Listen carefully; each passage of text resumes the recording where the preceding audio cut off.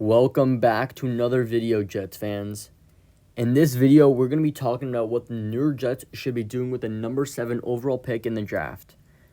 There are many options here with this pick, but here are my top 5 options at pick 7, ranked from 5th to 1st, and number 1 would be my preferred choice and exactly who I think the Jets are going to be taking with this pick. So first, at number 5, I'm going to be going with the 6'5", 212-pound wide receiver from Arizona, Ted McMillan. McMillan has an enormous frame, which is something this team desperately lacks. We need a Mike Evans type player on this team because we mainly got a bunch of slot guys. We have Allen Lazard as of right now, who is supposed to play that role. He's supposed to kind of be that guy, but he's been terrible and he's probably going to get cut. McMillan has great hands and kind of knows how to create space with his massive frame. He has a great yards after the catch ability, which is pretty impressive for his size. He isn't a great route runner, however, and I don't think the Jets are going to be targeting a wide receiver this early. He is a great wide receiver, but I don't think he's a great fit for this team, and I believe they could go for a guy like Matthew Golden, possibly in a trade down, Emeka Egbuka, Jaden Higgins, Jalen Noel, or even a guy like Torrey Horner, who I really like, who does fit the Jets really well. I will add that in a later video. But I don't think Ted McMillan will be here at pick 7, but I wouldn't hate if they do pick him here. So number 4, we're going to be going with Tyler Warren, the tight end from Penn State. This might be a little surprising that I have Tyler Warren so low, and here is the 4th preferred choice for the Jets. I do believe they will not select him here, as I'm not a big fan of him in my opinion. I prefer Colston Loveland over him. I believe Loveland deserves more love. I don't know why Warren gets all this hype compared to Loveland or Mason Taylor. Loveland, in my opinion, is still a great blocker. He may be not as good as a blocker as Warren, but he's still really good. Definitely a solid option.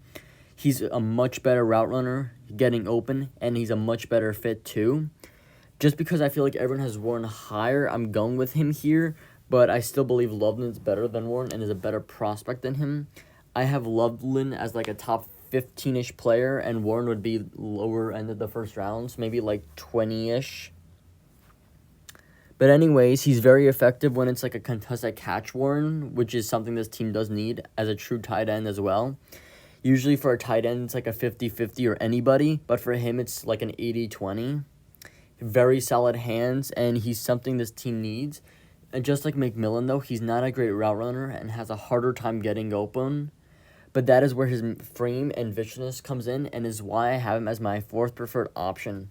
I wouldn't hate him, though, but I have other options that I think make more sense, and I think the Jets would do.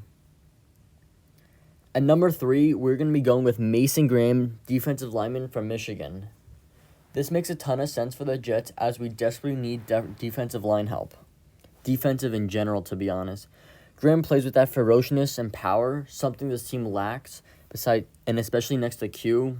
We had no one like Javon Kinlaw, Lucky Photo, who was on IR the whole year, Leonard Taylor, who had a promising rookie season, and hopefully he has that next step.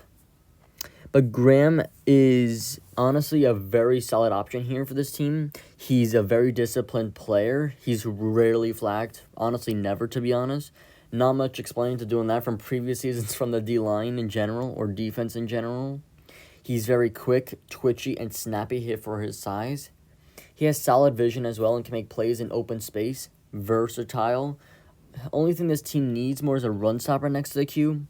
I really like his teammate Kenneth Grant, and I think he's a better fit for this team.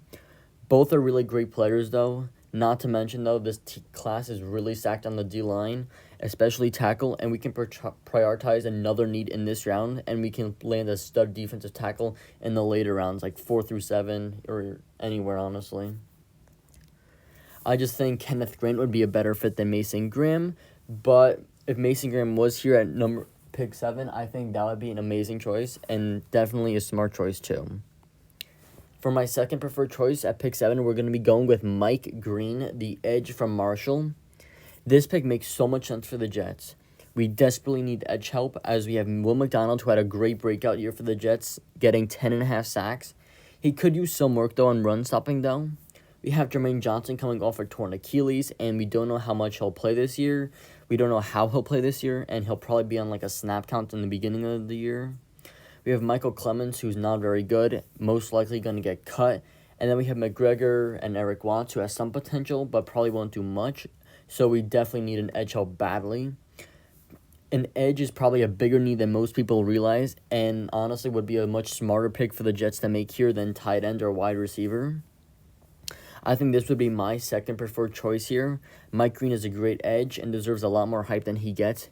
He should be like a top 5-ish pick. He's that good. And he did have some off-the-field issues, though, and I believe it was high school or college, which might make his stock drop a little bit, which is surprising. He's a great run defender, a great pass rusher. He's like everything that this Jets team needs, especially on the D-line. Versatile, and I think he would be an unbelievable choice here at 7.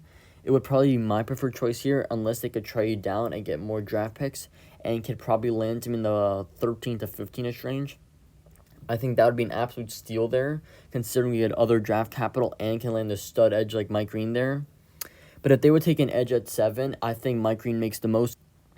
And at number 1, which is my preferred choice, and the choice I believe the Jets will make unless they trade down, and we're going to be going with Armand Bamboo, right tackle from Missouri. I think this pick makes a lot of sense for the Jets as they feel their last need on the O-line. As of right now, we need a right tackle, and we are getting younger on the O-line. We didn't re-sign Moses for a key reason, in my opinion, and that's because he's like 35, and we're going to pay Moses $8 million a year for him to be a backup right tackle. So I think he would make a lot of sense here as he would thrive in the future. It'd be the best O-line we've had in a decade. He's a great pass protector. He always gives you that second effort.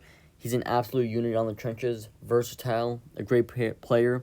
He seems like a very safe option too and would be my preferred choice here at pick 7 and exactly who I think they'll land. So that's going to be it for this video. Let me know what you guys think of these draft rankings of what I think will happen with the 7th overall pick. They could trade down, though, which is honestly another option if a QB falls. But as of right now, this would be my preferred choice with the Jets. And I think this is who I think the Jets will make at pick 7. But yeah, let me know what you think of this video. And thanks so much for watching. And go Jets.